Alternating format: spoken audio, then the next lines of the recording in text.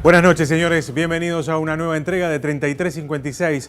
Es realmente un gusto reencontrarnos con ustedes como cada martes y como cada viernes. Así arrancamos esta edición de hoy.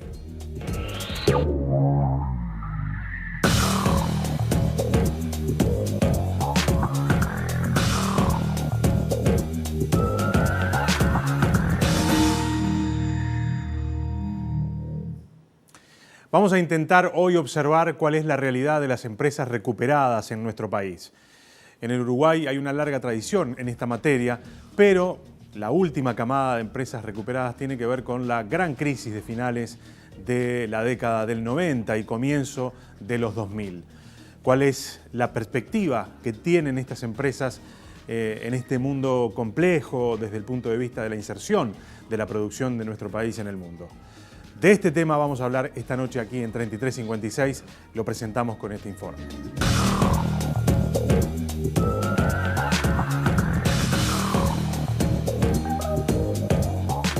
La recuperación de empresas bajo la forma cooperativa no es una novedad en la historia económica del Uruguay, sino que se trata de una constante. Ante la crisis de la empresa capitalista y la posibilidad de quedar desempleados, se abre a los trabajadores la oportunidad de organizar una nueva empresa autogestionada.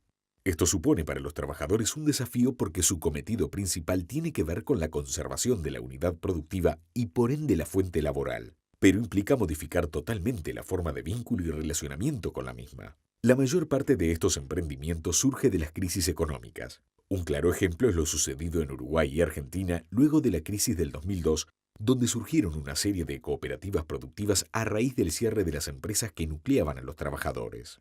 El hecho de que esto se haya dado mayoritariamente en estos países no es casual y obedece a que desde los gobiernos se implementaron mecanismos que brindaron apoyo institucionales a este tipo de emprendimientos. De allí surgieron empresas recuperadas como Funza o Envidrio, emprendimientos que al día de hoy siguen funcionando en este modelo de gestión.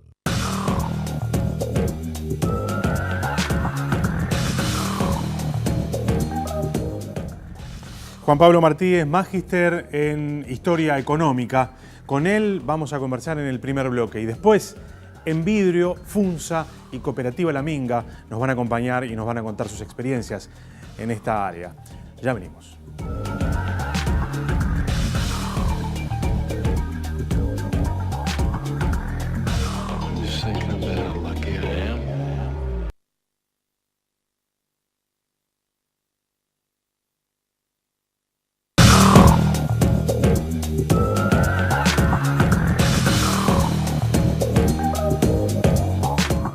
Pasar de ser empleado de una empresa en crisis a formar una cooperativa de trabajo no es un proceso sencillo.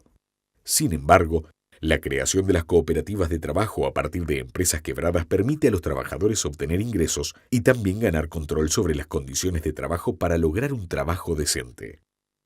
Hoy, en 3356, hablamos con los trabajadores de algunas de estas empresas sobre las ventajas y dificultades de asumir estos formatos de autogestión.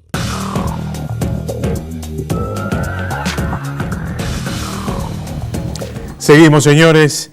Recuerden que se pueden comunicar con nosotros a @3356TNU. Allí es nuestra dirección de Twitter y podemos intercambiar y obviamente ustedes hacer las consultas y los comentarios sobre el asunto que estamos conversando esta noche.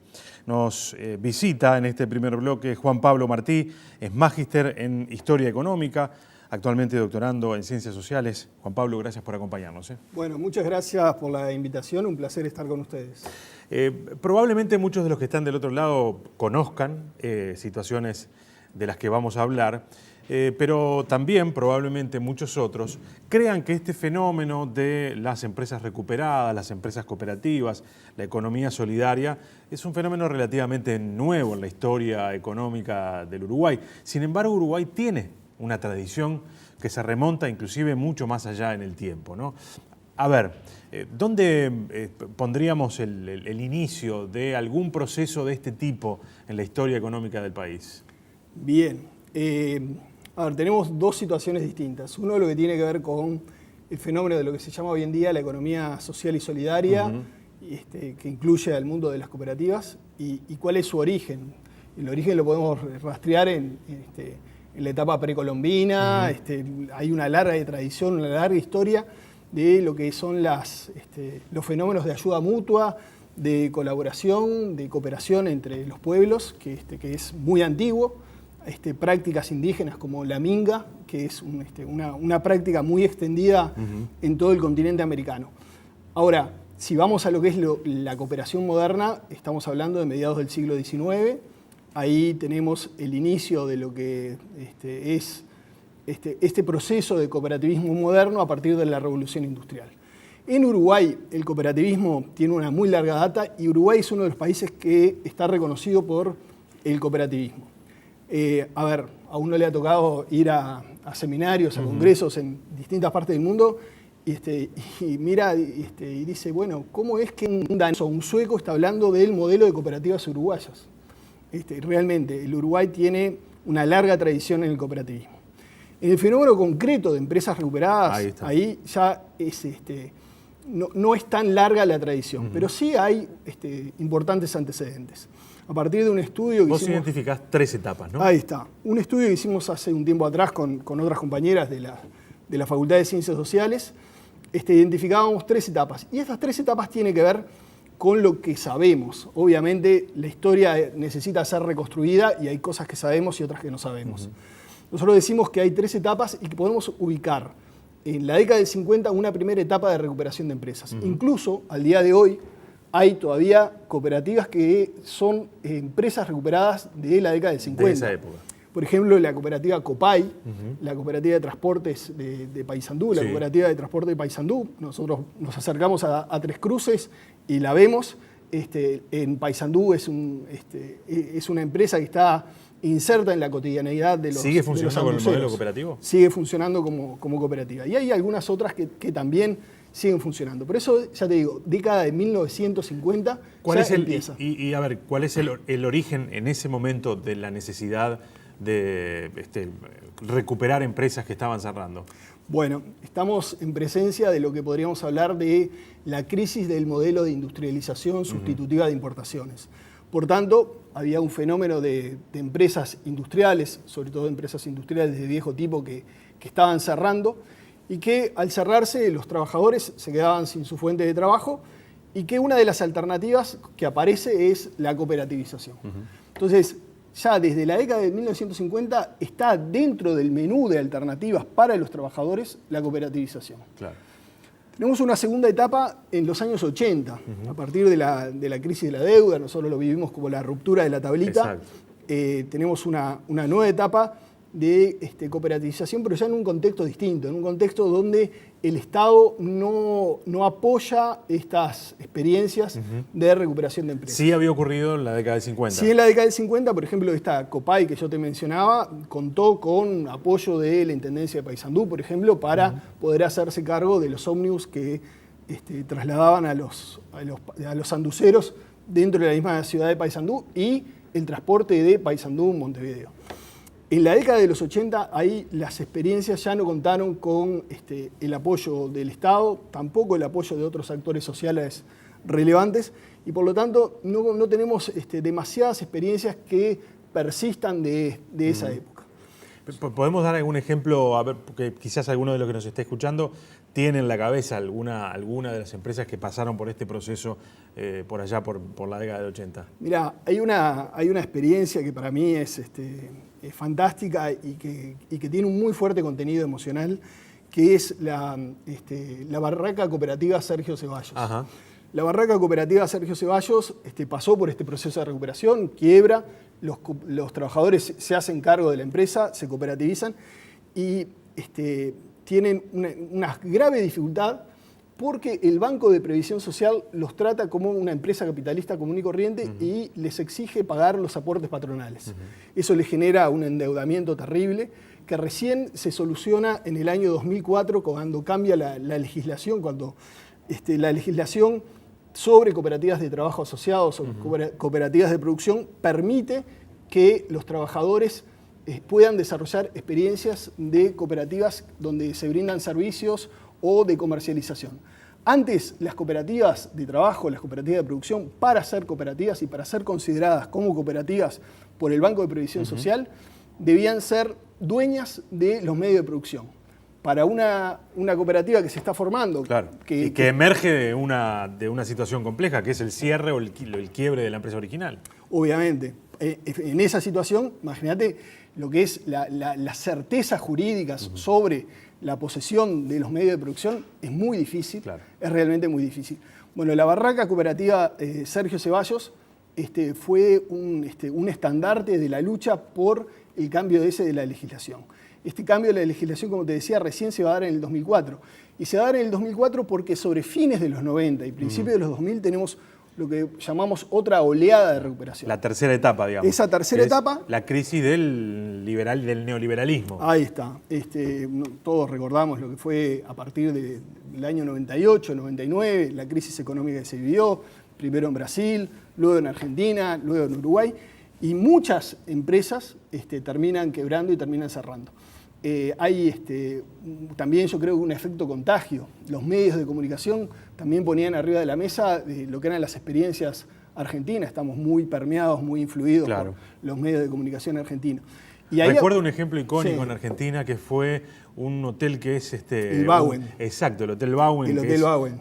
En el centro de Buenos Aires, que empezó a ser gestionado por sus trabajadores. Sí, ¿no? es una experiencia bien particular, donde el Hotel Bauen, tuve la oportunidad de quedarme en el Hotel Bauen, más de una oportunidad.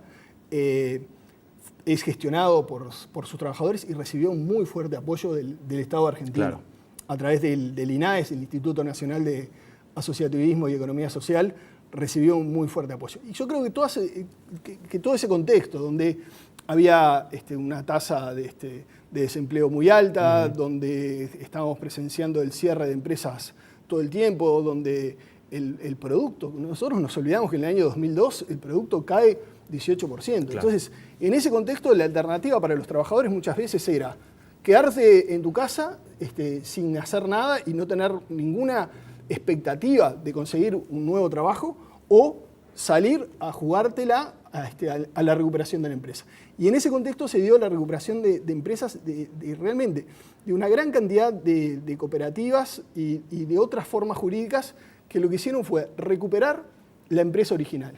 Y acá te quiero hacer una precisión, porque yo ahora nomás lo estaba conversando. El tema es, cuando hablamos de empresas recuperadas, ¿qué es lo que se recupera? Nosotros hablamos y decimos, bueno, hay una recuperación de la empresa. ¿Pero qué estamos recuperando? ¿Estamos recuperando las máquinas? Bueno, es una posibilidad. Muchas empresas que se quedaron con la planta fabril. Exacto. Incluso la planta a veces reducida, ¿sí? Pero las instalaciones con máquinas obsoletas, con máquinas... Muchas veces la propia crisis era producto de la obsolescencia. No existía reconversión tecnológica, por lo tanto las empresas empezaban a ser improductivas, cerraban, y con esos fierros, digamos, había que iniciar un proceso de intentar salvar la unidad productiva. Ahí está, y ahí empieza el proceso de lo atamos con alambre, ¿no? Realmente cosas increíbles de cómo máquinas que tenían 50 años podían seguir produciendo, podían ser útiles, podían ser rentables. Obviamente, los niveles de rentabilidad son bajos, pero ese es un primer nivel, o sea, el nivel de recuperación de la planta física. Pero otra cosa puede ser la recuperación de un rubro de actividad que de otra manera se hubiera perdido. Otra, y creo que es la más importante, es la recuperación de la fuente de trabajo. Claro. Creo que ahí la inmensa mayoría de las experiencias tienen como objetivo principal la recuperación de la fuente de trabajo. Es decir, trabajadores que durante 20, 30, 40 o 50 años hicieron una actividad y dijeron, bueno, yo sé hacer esto y soy bueno haciendo esto. Y puedo continuar haciéndolo. Y yo creo que otra de la recuperación tiene que ver con la dignidad del trabajo. Claro. O sea, no es solo el oficio, no es solo la actividad manual o la actividad fabril, sino la dignidad del trabajo. Y me parece que todas esas recuperaciones ameritan hablar de ese proceso de empresas recuperadas por los trabajadores. Claro. Lo primero que obviamente que a uno le surge cuando está frente a esta problemática es, bueno, tiene que ser un proceso muy complejo, encarar la recuperación de la unidad productiva que quebró, uno a priori ya se lo imagina como algo difícil. ¿Por qué pensar ¿no? ¿Por qué construir un escenario en el cual yo creo que algo que no funcionó hasta ahora, que se fundió, que fue progresivamente quedándose con menos capacidad de producción, con menos fuentes de trabajo, voy a tener la capacidad de, bueno, transformarlo y mirar hacia adelante y que esa unidad productiva, bueno, florezca? Es lo primero que uno piensa, ¿no? Sí, sí, Imagino que también es lo que piensan los trabajadores cuando se enfrentan al proceso. Evidentemente. Hay un trabajo que ya tiene más de 30 años, que es uno de los principales estudios sobre el cooperativismo en el Uruguay, de Juan Pablo Terra, senador, investigador.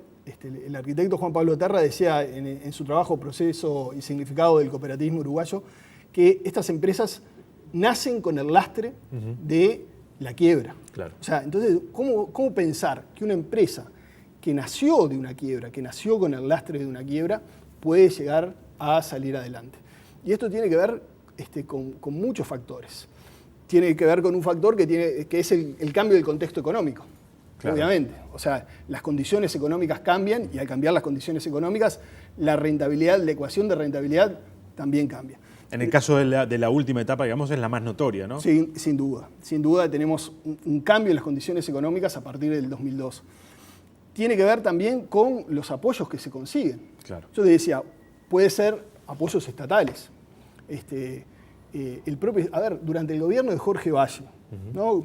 Orientación neoliberal, achicamiento del Estado, el propio ministro de Industria del gobierno de Jorge Valle, el ministro Villar, se da cuenta de que es una alternativa, es una posibilidad. Y incluso alienta, yo creo que con cierto recelo de las autoridades políticas del momento, pero alienta algunos procesos de recuperación. El Banco República, la justicia cambia su óptica y dice, bueno, acá existe la posibilidad de que los trabajadores se hagan cargo de la planta. Entonces, se da una serie de cambios en las condicionantes externas. Pero creo que lo más importante es el cambio en las condicionantes internas de los trabajadores. Los trabajadores que se hacen cargo de su trabajo. Y como ellos lo dicen en múltiples oportunidades, ahora es algo mío, es algo por lo que yo tengo que luchar y de esto depende mi subsistencia y la de mi familia. Y ahí la perspectiva de cómo se hace ese trabajo, que deja de ser un trabajo alienado como era antes y pasa a ser un trabajo que adquiere otro sentido, yo creo que es una de las claves. Claro. Yo creo que es una de las claves para pensar que se pueden hacer las cosas de manera distinta y al hacerla de manera distinta se está consiguiendo una rentabilidad distinta. Claro.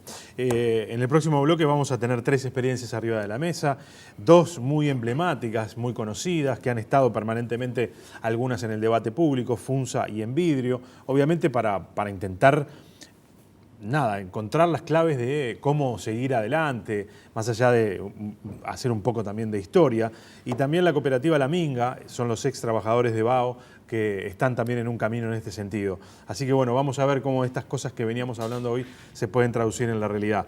Gracias por acompañarnos, Juan Pablo, un gusto. Y seguimos conversando. Bueno, muchas gracias. Hacemos una pausa, señores. En el próximo bloque, como les decíamos, Enrique Romero, Daniel García y Raúl Pérez, integrantes de 3 empresas recuperadas, 3 cooperativas, van a estar contando su experiencia aquí en 3356.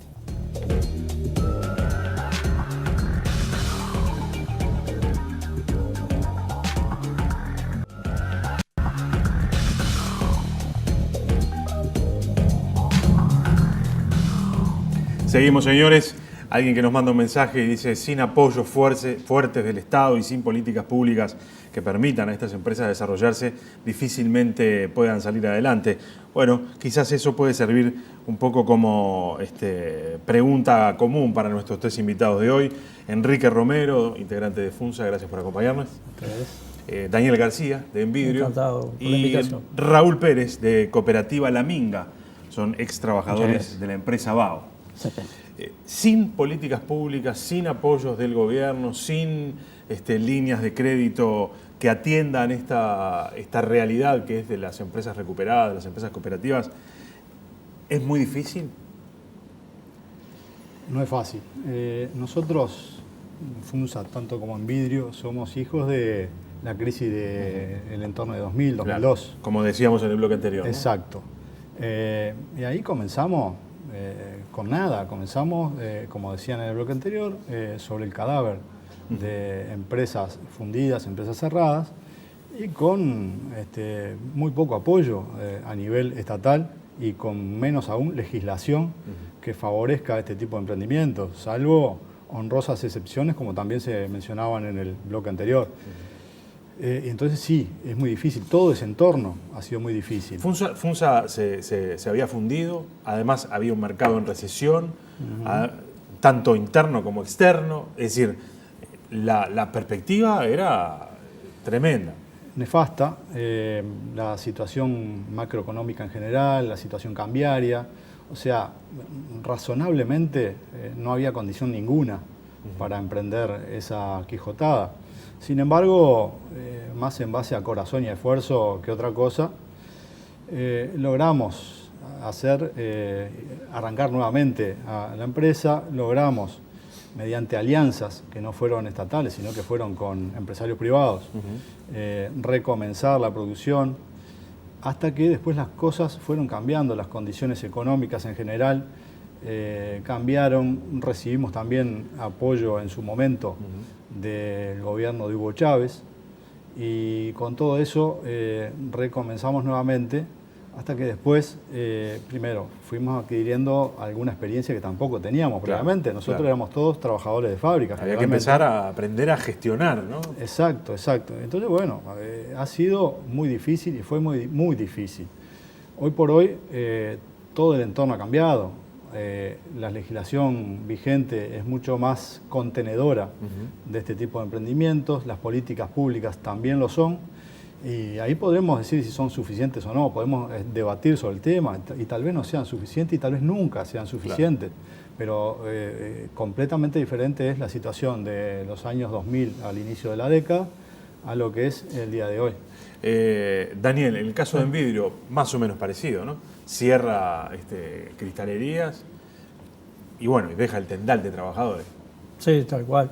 En 1999 veníamos arrastrando una década compleja de cierre de fábrica, y después se aumenta más cuando el tema de Brasil, que la devaluación del real. Y bueno, eso repercutió para el mercado interno. Indudablemente que los dueños en ese momento de cristalería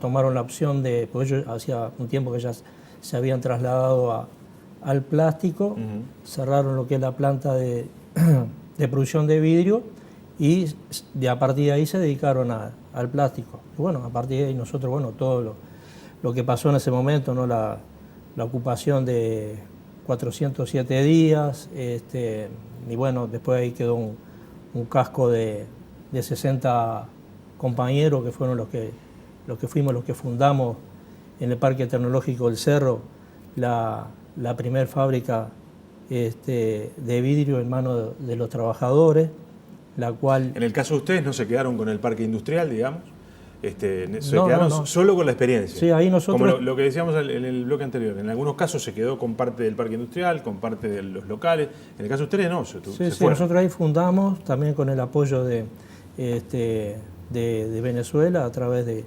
de Hugo Chávez en su momento, y estaba, como es, Tabaré también acá en Uruguay. Después también en ese momento también tuvimos el apoyo del BROW, en la cual, bueno, ahí arrancamos lo que fue la fábrica con 60 trabajadores, después se fue incorporando hijos de los mismos. Digo, ahí laburamos 8 años ininterrumpidos, ¿no? Con 120 trabajadores, mercado local, también exportamos, tanto para Argentina como para Chile. Fue todo un proceso de 8 años de aprendizaje, ¿no? Pero claro, el horno ese llegó a su vida útil, y bueno, en el 2016 hubo que apagarlo, y bueno, ahí tuvimos 2 años parados, y hace un año empezamos otra vez, o sea, la gente había ido, mandamos a la gente al seguro de paro, y y comenzamos con la etapa de terminar la otra planta que habíamos construido en el predio del PTI, al lado de la otra fábrica. También ahí, bueno, con apoyo del FONDES, por supuesto, y también con apoyo de Venezuela. Y en agosto del año pasado... Ahí se tomó la decisión de construir un horno de muy buenas características desde el punto de vista tecnológico. El que nosotros, el que se apagó en el 2016, un horno de capacidad de 60 toneladas, y el que construimos al lado es de 130 toneladas, y es una fábrica con última tecnología. Y bueno, ahí en agosto empezamos a calentar el horno y en septiembre comenzó la producción. El tema que ¿Septiembre? ahí, 2018. Bien.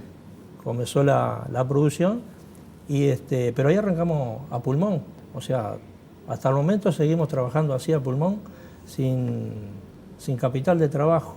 O sea, el Banco República en este momento no nos apoyó para el capital de trabajo. Bueno, eso nos ha generado dificultades, ¿no? ¿Hoy qué mercados están abiertos? ¿Está el mercado interno? Nosotros desde arranque atendimos lo que fue parte del mercado local, FNC, y hoy, hace poco, tenemos 3 contratos con Brasil. Estuvimos exportando para un contrato de 20 millones de tarros, en lo cual, bueno, ahora hicimos un stand-by porque estamos esperando la compra de soda para retomar otra vez la actividad, pero tenemos exportación, tenemos contratos para Brasil, o sea que no entendemos a veces, digo, una empresa de este tipo en la cual su producto tiene un impacto medioambiental, ¿no? Estamos hablando de una industria nacional que está exportando y que en este momento no se le da a través del Banco República, porque no hoy recibe el apoyo. Hoy usted necesita una línea de crédito para justamente poder hacer frente a esos contratos de exportación que tienen. Claro, por supuesto, y aparte empezar a hacer, como se dice, que la rueda empiece a girar, claro, ¿no? Una vez con respaldo capital de giro y con la entrega de los camiones a los clientes en Brasil, uno va recibiendo los giros por esas partidas y uno ahí, la empresa va haciendo como decimos, la bicicleta, ¿no? Claro. Vamos a conocer un poco la experiencia de La Minga, que es distinta, que es una cooperativa más chica, los ex trabajadores de BAO, que bueno, algunos de ellos decidieron seguir por el camino, ¿no? ¿Cómo fue en el caso de ustedes? Sí, en el caso de BAO fue un largo proceso de declive de la empresa, que en general todos los compañeros coinciden en decir que empezó en 1995 cuando se venden las principales marcas.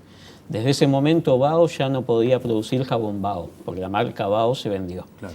Y alguna otra marca de productos muy reconocidos también en el país fueron vendidas, lo que hacía que fuera el primer paso para complicar su inserción en el mercado.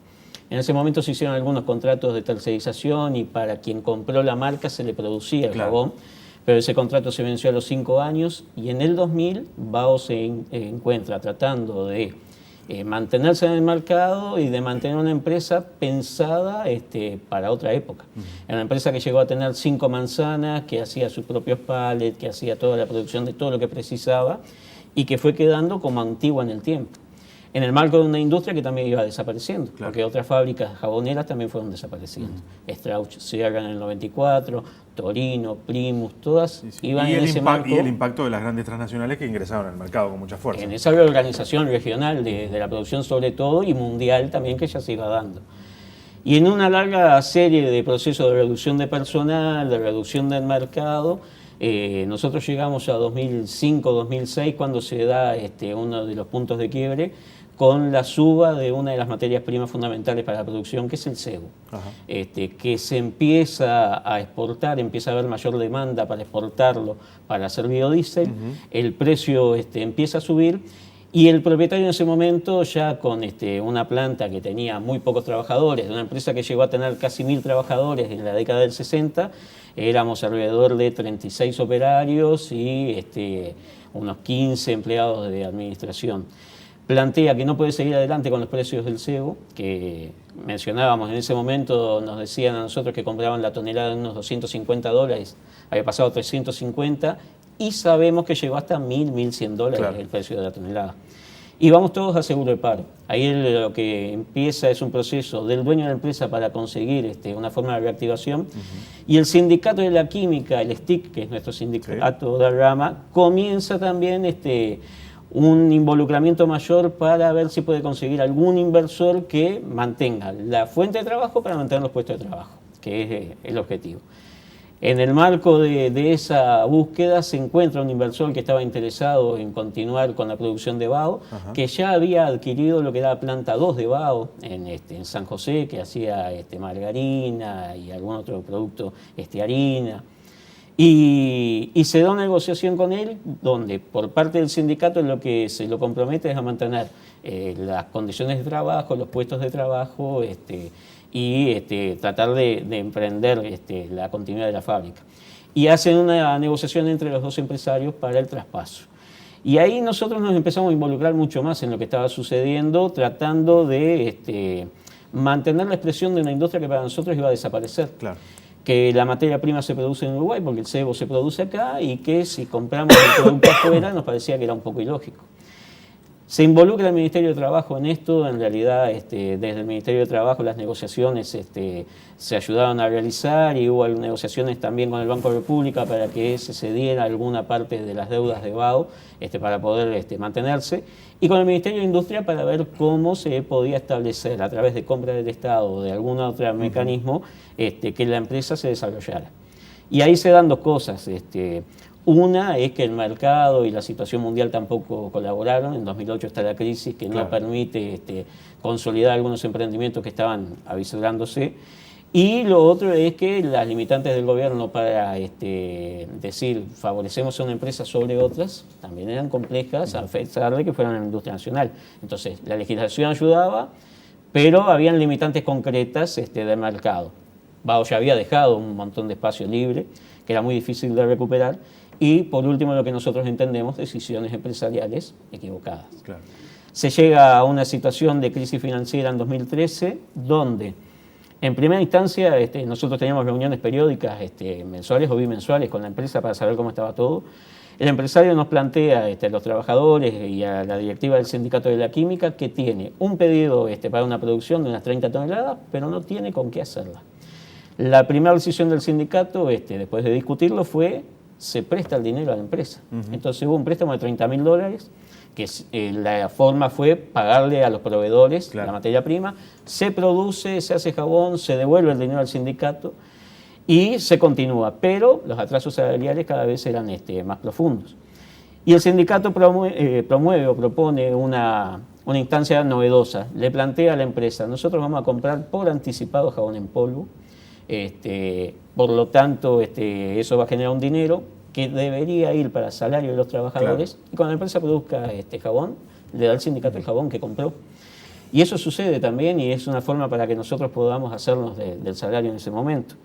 Y fue lo que fue cerrando un círculo de conocimiento nuestro de cómo era toda la dinámica de producción. O sea, sabíamos los proveedores qué proveían, sabemos cómo hacer el producto.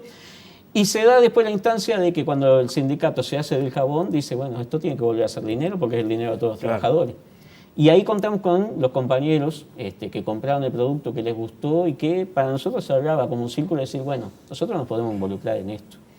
Y en 2014 se da, después de negociaciones complejas, duras, y donde las connotaciones eran múltiples porque BAO no dejaba de existir, generamos el alquiler de la planta de producción de jabón en polvo a cargo de Cooperativa La Minga, a través del Sindicato de la Química, y que BAO mantuviera la parte de jabonería tradicional y jabón de tocador sin cerrarla, y contrataba la mano de obra del personal de la cooperativa si iba a producir algo.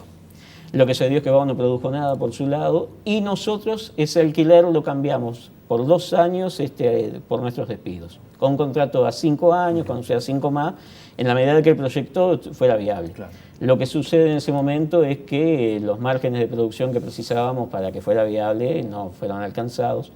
En ese convenio se nos pasaban los clientes de línea blanca que tenía Sí. Bao, pero es un mercado que ya venía transformándose Claro. y con un funcionamiento de las grandes superficies también complejo, donde las multinacionales ahí están instaladas Claro. y es difícil entrar. Y Que imagino que imposible para una cooperativa pequeña, ¿no? de hecho no lo hicimos. Con el único que continuamos trabajando fue con Tienda Inglesa, que mantuvo el convenio que teníamos de que le compraba Bao anteriormente el jabón en polvo con la marca y ahora se lo vendíamos nosotros. Y con alguna empresa que a la medida que Bao no producía había empezado a importar jabón, Claro. conseguimos que la mitad de ese cupo se lo hiciéramos nosotros. Dijeron, le vamos a dar una oportunidad, pero tenemos que mantener esta parte de importación para mantener el negocio Claro. y por si a ustedes les pasa algo. Entonces nunca llegamos al volumen necesario como para mantener la planta. Ese es el proceso, ¿no? Y cada uno más o menos nos ha contado el proceso. Perspectivas, ¿qué va a pasar para adelante? ¿Cómo ven ustedes una evaluación pequeña de la experiencia y para adelante, ¿no? ¿Qué puede llegar a pasar, por ejemplo, con FUNSA? En el caso de FUNSA, llevamos ya 15 años de una continuidad ¿Qué aceptable. está produciendo actualmente? Neumáticos y guantes. Neumáticos y guantes. Y bueno, se han dado 15 años de continuidad en donde, bueno, aquellos trabajadores fundadores que habíamos en su momento, varios de ellos han llegado a jubilarse, hemos renovado generaciones de trabajadores y la perspectiva actual, si bien no es sencilla, continuamos trabajando, continuamos produciendo para el mercado local, para Paraguay e incluso para Venezuela, a pesar de la situación. ¿Actualmente están exportando para Paraguay y Venezuela? Sí, sí. Si bien este año no ha sido de los mejores en cuanto a las exportaciones, la relación con esos clientes paraguayos y venezolanos continúa, como en el mercado local. Las perspectivas de futuro, bueno, estamos a la expectativa de todo el contexto regional y nacional para ver cómo evolucionan las cosas. Pensamos afirmarnos más fuertemente en el mercado local para depender menos de Claro. las exportaciones a la región y a Venezuela también. Pero FUNSA en realidad tiene una capacidad instalada históricamente en la cual la proporción de exportaciones contra producto para el mercado local ha sido de 70-30 o 60-40 Claro. en favor de las exportaciones, lo cual no es fácil revertir esa ecuación, pero bueno, en eso estamos. Si tuvieras que decir nada, en una línea, ¿cómo están desde el punto de vista tecnológico, desde el punto de vista de los procesos productivos? Es una situación aceptable, no tenemos tecnología de punta, pero tampoco tenemos un nivel de obsolescencia que nos permita o que no nos permita funcionar. Claro. Por lo cual, bueno, estamos a un nivel aceptable, diría. ¿En el caso de Envidrio? Bueno, nosotros el objetivo, por supuesto, que retomamos lo que se dice la producción de envase otra vez hace 7 meses, 8 meses. Acabamos de cerrar contratos con clientes en Brasil. Y bueno, nuestro objetivo es seguir produciendo, cumpliendo a los clientes en Brasil, seguir generando empleo, porque nosotros hoy estamos a capacidad del 50%, porque tenemos 2 máquinas. Ajá. Y hay una máquina sola que está produciendo. El mercado interno no absorbe ni cerca la posibilidad.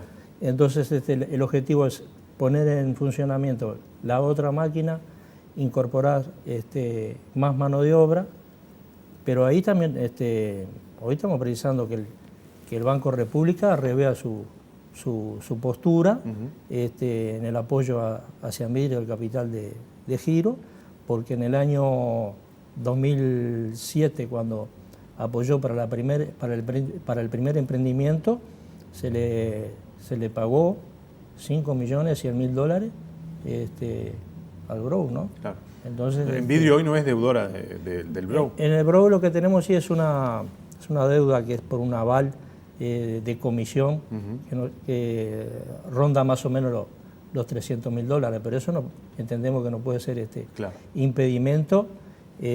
Pero aparte también tenemos cómo va a ser, por ejemplo, el FONDE, el INEFO, organismos que nos han apoyado para hacer el repago a esas instituciones.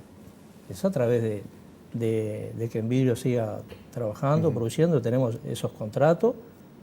Indudablemente digo que falta ese apoyo. Igual nosotros de todas maneras, todos estos meses, hemos trabajado a pulmón, sin tener capital de trabajo, porque entendemos que el objetivo está bien.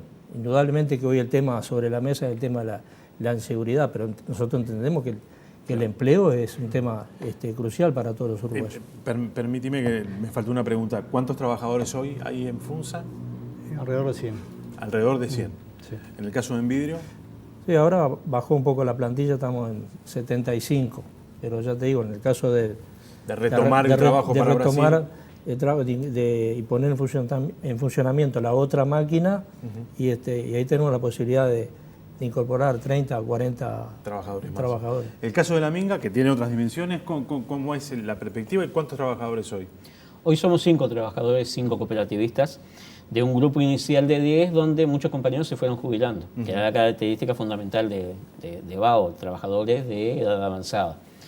Y la perspectiva es primero mantener, es un mercado muy competitivo, muy variable, entonces la idea es consolidar el nivel de producción para mantenerlo. Y después el crecimiento, nosotros siempre planteamos, acá la idea es generar puestos de trabajo. Un poco la idea es poder entrar en algunos Ustedes también, lugares. por ejemplo, tienen capacidad ociosa, es decir, Sí. están en condiciones de multiplicar la producción. Sí, el trabajo es bastante artesanal ahora lo que estamos realizando, pero siempre decimos, no pasamos de las 150 horas mensuales, los 5 que estamos. O sea que tenemos disponible espacio para trabajar y la idea es poder incorporar nuevos cooperativistas al emprendimiento en la medida que sea necesario. Claro. A los tres, gracias por este rato. Queríamos un poco dar un panorama de cuál es la situación de 3 empresas distintas, dos que probablemente tengan dimensiones parecidas, pero que de todas maneras son distintas en su giro y en sus complejidades. Una un poco más chica que también me consta que trabajan y mucho y con mucha seriedad. Gracias por haber venido. Le agradecemos la invitación. Señores, con ustedes nos reencontramos el martes que viene aquí en 3356.